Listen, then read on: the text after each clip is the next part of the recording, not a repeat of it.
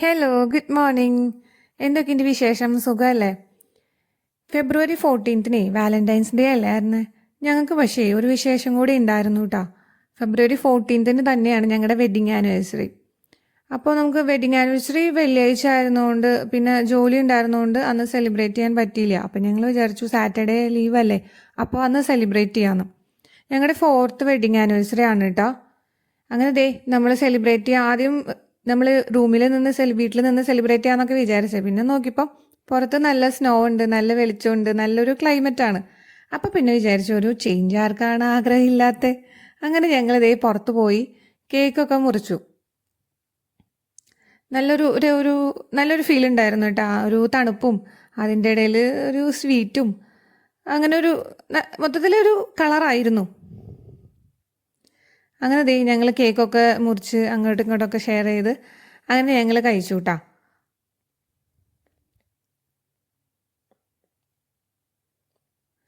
പിന്നെ അതിൻ്റെ ഇടയിലേ ഏട്ടൻ എന്തോ ഒരു കാര്യം ഉണ്ട്, ഇപ്പോൾ വരാമെന്ന് പറഞ്ഞിട്ട് പോയിട്ടാ. പക്ഷേ നമ്മളപ്പോൾ ഇപ്പോൾ വരാമെന്ന് പറഞ്ഞു പോയെങ്കിലും ഞാനപ്പോഴേ ഊഹിച്ചു എന്തെങ്കിലും കൊണ്ടുവരുമായിരിക്കും. പിന്നെ നമ്മളത് ഊഹിക്കുമല്ലോ, പ്രത്യേകിച്ച് ഒരു വിശേഷമല്ലേ. അങ്ങനെ സംഭവം എൻ്റെ ഊഹം തെറ്റിയില്ല. അങ്ങനെ ഗിഫ്റ്റൊക്കെ കൊണ്ടുവന്നു ഏട്ടൻ. അതിൻ്റെ ഇടയിൽ ഞങ്ങൾ എന്താ പറയണേന്നറിയോ, അവിടെ ഒരു പൂച്ചയുണ്ട്. നമ്മുടെ വീട്ടിലേക്ക് ഇടയ്ക്ക് വന്നും പോയോണ്ടിരിക്കുന്ന പൂച്ചയാണത്. അതിന് പക്ഷേ നമ്മൾ ഇട്ട് കൊടുക്കുന്ന ഫുഡൊന്നും ഇഷ്ടമല്ല. നമ്മുടെ വീട്ടിൽ വെച്ച് ചിക്കനോ അങ്ങനെ നോൺ വെജൊക്കെ വെച്ചത് ആൾക്ക് ഇട്ട് കൊടുത്താൽ തിന്നില്ല. പച്ചയായിട്ട് വെച്ചെടുത്തുകൊണ്ടെങ്കിൽ തിന്നും. നമ്മൾ കറി വെച്ചത് കഴിക്കില്ല. പിന്നെ ആൾക്ക് കൊടുത്ത ക്യാറ്റ് ഫുഡൊക്കെയാണ് കേട്ടോ പൂച്ച തിന്നുക. അപ്പോൾ ആളതിൻ്റെ എന്താ പറയുക അടുത്ത് പറ്റത്തൊക്കെ ഇങ്ങനെ കിടന്ന് നടക്കുന്നുണ്ട്. അങ്ങനെ നമുക്ക് ഗിഫ്റ്റൊക്കെ കിട്ടി, നമുക്ക് പൊളിക്കാം.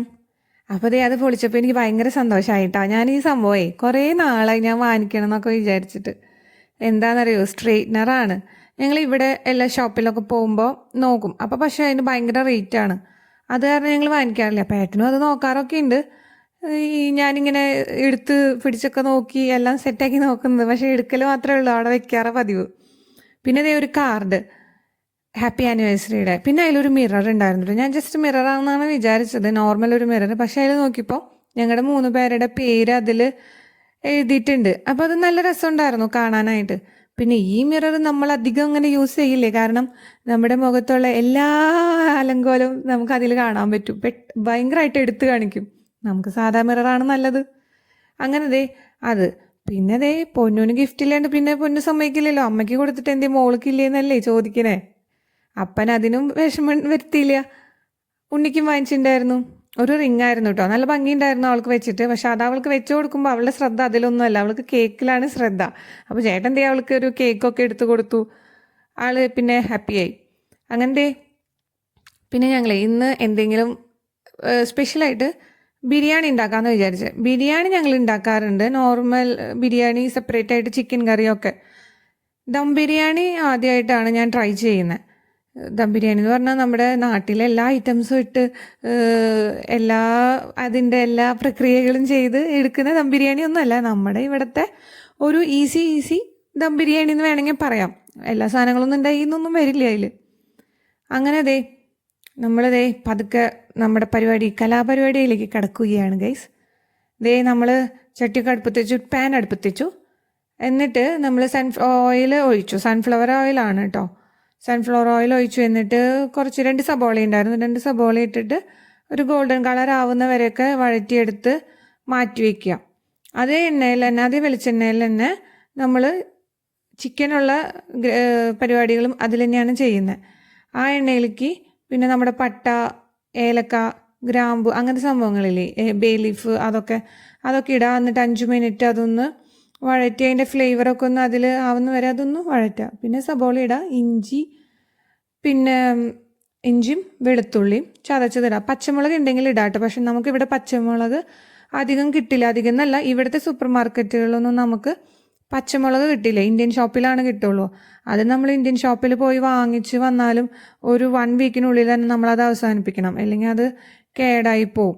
ഞാൻ ഇവിടെ നട്ടിട്ടൊക്കെ ഉണ്ട് കേട്ടോ മുളക്. പക്ഷെ അത് അത്രയ്ക്ക് അങ്ങോട്ട് ആയില്ലപ്പോഴേക്കും വിൻ്ററൊക്കെ വന്നുകൊണ്ട് അതത്ര സെറ്റായിട്ട് പിടിച്ചില്ല. ഇനി വേനൽക്കാലത്ത് വേണം അത് ഇറക്കി വയ്ക്കാൻ. അപ്പോൾ നമ്മുടെ ചിക്കൻ കറിക്ക് വരാം.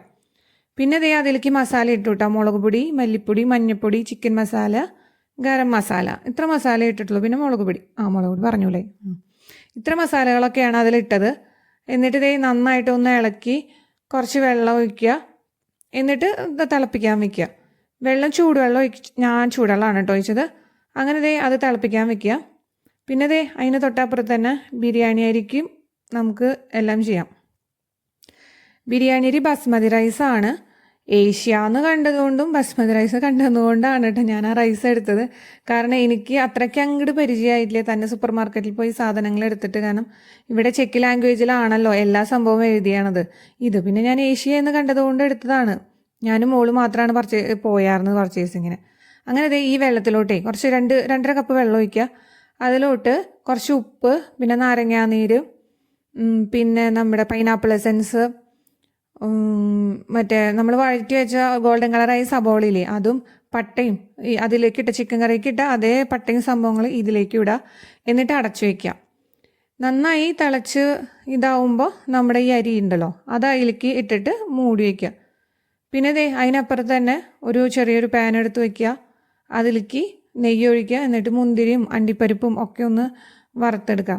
ഇതിനിടയിലേ നമ്മുടെ പാനിൽ അരിയും കൂടി ഇട്ടിട്ട് ഫുള്ള് ഇളക്കിയെടുക്കാനായിട്ട് പറ്റാത്തതുകൊണ്ട് ഞാനത് നമ്മുടെ ഇഡ്ഡലി പാത്രമില്ലേ, ഇഡ്ഡലി ചെമ്പിലേക്ക് മാറ്റിയായിരുന്നു കേട്ടോ.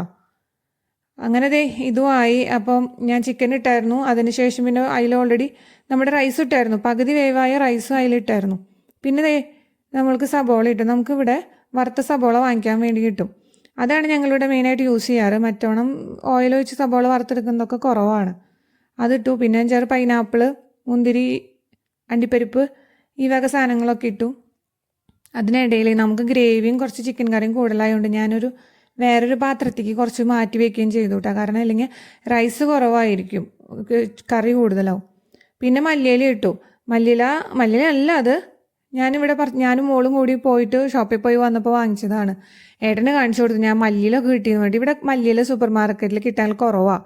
അപ്പം എൻ്റെ ഏട്ടന് കാണിച്ചു കൊടുത്ത് പറയും ഇത് മല്ലിയിലല്ലാന്ന്. എന്തെങ്കിലും ആവട്ടെ, എന്തായാലും എല്ലാം കഴിക്കുന്നതല്ലേ, അതിലിടട്ടേന്ന് ഞാനും വിചാരിച്ചു.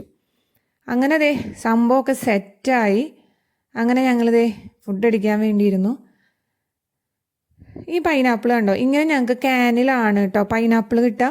അല്ലാതെയും കിട്ടും. അത് പക്ഷെ കുറച്ചും കൂടി വില കൂടുതലാണ്. അതിലേക്കും കുറച്ച് കുറവായതുകൊണ്ട് ഇതാണ് ഞങ്ങൾ എടുക്കാറ്, പീസ് കട്ട് ചെയ്തിട്ടിട്ടുള്ള ഈ സംഭവം. എന്തായാലും സംഭവം അടിപൊളിയായിരുന്നു. ഒരു ഈസി എന്തെങ്കിലും അടിപൊളിയായിരുന്നു.